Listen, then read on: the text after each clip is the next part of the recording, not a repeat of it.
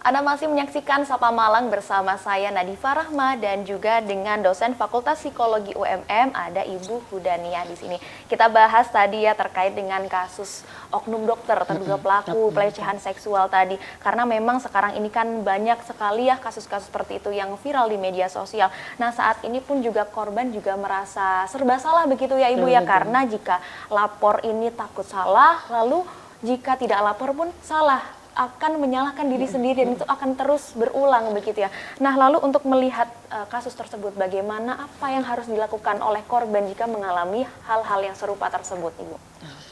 Baik ya, ini kenapa kasus pelecehan seksual itu gunung es yang bawahnya luar biasa banyak. Jadi kalau sekarang yang lapor 13 misalnya, itu bisa puluhan mungkin dugaannya ya. Yang lapor 3 bisa puluhan gitu. Nah, kalau berdasar data persoalan-persoalan pelecehan seksual baik di mahasiswa, pekerja, pelajar atau masyarakat umum, ini kenapa sampai menjadi gunung es? Memang kuncinya karena para korban tidak berani melapor. Nah, kenapa tidak berani melapor? Pertama, masyarakat itu sering kali menghukum justru korban. Menghukum dalam sosial. Kamu sih bodoh, katakan gitu ya, maaf ya. Kamu sih jadi orang nggak mikir dulu, misalnya. Nah, padahal situasi-situasi di mana mereka menjadi korban, itu tidak semuanya mereka bisa kendalikan. Misalnya pasien dan dokter, dia nggak tahu si dokter itu bagaimana, nggak tahu situasi. Kalau saya lari dari rumah sakit ini, saya harus lari kemana? Dokter pasti lebih tahu lingkungan rumah sakit, saya pasti terpegang, saya akan mendapat ancaman lebih berat. Dosen dan mahasiswa, atau mahasiswa sesama mahasiswa, senior junior, pekerja pimpinan. Nah, inilah yang membuat kenapa masyarakat takut melapor, karena kembali lagi ke korban. Nah, yang perlu dilakukan adalah para korban tahu ketika mengalami dia harus kemana. Nah, sosialisasi inilah kemana mereka harus melapor yang masih perlu secara masif dilakukan oleh semua lembaga, baik lembaga resmi pemerintah, lembaga-lembaga swasta, atau apapun relawan-relawan. Karena misalnya perguruan tinggi saja, karena kebetulan saya di perguruan tinggi, ada lembaga sebenarnya yang wajib dimiliki oleh sebuah perguruan tinggi. PPKS namanya, perlindungan korban kekerasan seksual gitu. Ada tim wajib, timnya dari unsur dosen, tendik, dan mahasiswa. Tapi kalau misalnya ditanya berapa persen mahasiswa yang tahu tentang PPKS, itu mungkin hanya kecil.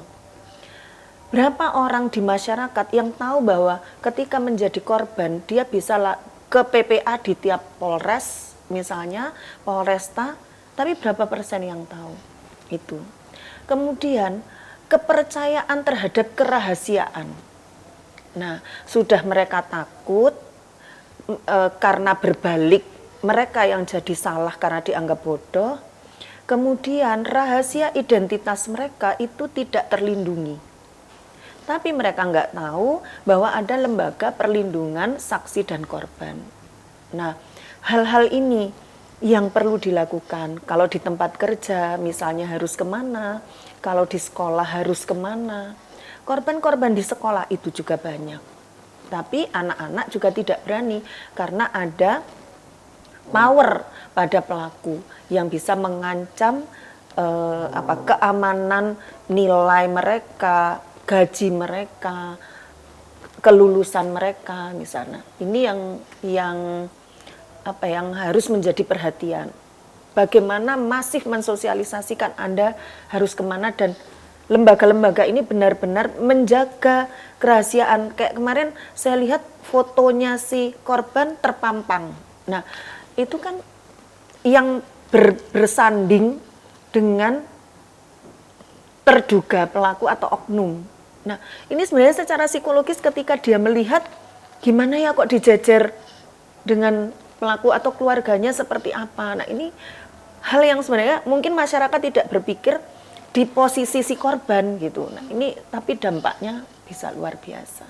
Oke, berarti takut secara hukum dan juga takut secara sosial. Secara begitu ya, Bu, sosial, tadi? secara psikologis ya. Oke. Karena tadi kalau sosial kan memang ini ya takut dikucilkan, lalu takut keamanannya begitu ya di Keamanannya, masyarakat betul, seperti betul. itu. Nah, kita kan kadang juga jika mendapatkan kekerasan atau pelecehan seksual juga berpikir ya Ibu ya, kalau misalnya kita semakin berpikir panjang takut iya atau enggak itu seperti itu kan biasanya Ibu ya. Tapi itu kan semakin lama kita melapor takutnya itu juga semakin sulit untuk Betul, terungkap begitu ya. Nah, karena adanya hal tersebut jadi biasanya korban takut untuk melapor. Nah, semakin lama melapor ini, apakah ada efeknya, dampak ke psikologis dari korban juga, Ibu? Ya, betul. Itu sangat berdampak, Mbak. Makanya perlu saya sampaikan tadi bahwa perlu sosialisasi masif, misalnya di dalam parenting, di dalam apapun. Jadi peran semua pihak ya sebenarnya. Nah, semakin lama, pertama bukti tidak ada, hilang ya, bisa hilang, bisa terhapus gitu. Kemudian psikologisnya. Pengalaman itu tentu pengalaman yang super tidak menyenangkan bagi si korban. Nah, bisa dibayangkan bagaimana ketika seseorang menyimpan bertahun-tahun pengalaman yang sangat tidak menyenangkan tadi. Dia tidak akan tenang beraktivitas, dia akan berpikir buruk tentang dirinya. Jangka panjang akan mengganggu kehidupan sosialnya, pekerjaannya. Nah, menghilangkan kemudian semakin lama tidak tertangani, tentu treatment baik psikologis maupun treatment lain yang dia perlukan itu justru semakin sulit, gitu kan? Misalnya kalau begitu dia menjadi korban, kemudian dia tahu tempat menyampaikan informasinya kemana, kita bisa langsung, oh Anda harus, kalau misalnya obat gitu, harus minum obat ini supaya tidak marah. Tapi ketika tidak, dia berpikir dengan pikirannya sendiri, bahkan sampai depresi atau bunuh diri karena nggak tahu kemana. Nah, yang diperlukan di lembaga-lembaga adalah, atau apapun, misalnya anak itu bisa melapor ke gurunya, bisa melapor ke dosen, guru wali kelasnya. Tapi kuncinya satu, dirahasiakan dulu, tidak menceritakan ke guru-guru lain atau dosen lain ke orang lain, sehingga kepercayaan si anak ini terjaga. Korban ini terjaga untuk mengambil langkah yang lebih rasional. Oh, ayo kita ke rumah sakit untuk visum misalnya, apa yang dibutuhkan. Kita ke perlindungan hukum, apa yang harus kita persiapkan kalau ke hukum. Kita ke psikolog atau mungkin psikiater, apa yang harus kita siapkan mentalnya ketika kasus ini sampai bergulir ke pengadilan. Karena itu pendampingannya harus sepenuhnya. Memang korban ini ya perlu dipercaya juga begitu ya, perlu dipercaya dan juga didukung untuk terus didukung support, untuk ya. disupport untuk melapor begitu ya, jika ada dugaan-dugaan kasus pelecehan seksual atau kekerasan seksual yang dialaminya seperti itu, apalagi kasus dugaan pelecehan seksual dokter begitu ya, yang ramai saat ini begitu ya, karena di sini pun juga kita perlu mengembalikan kepercayaan masyarakat kepada tenaga kesehatan begitu ya, apalagi kita juga masyarakat butuh tenaga kesehatan. Nah, kita akan bahas saat ini setelah ini bersama dengan Bu Dania, tetap di Sapa Malang.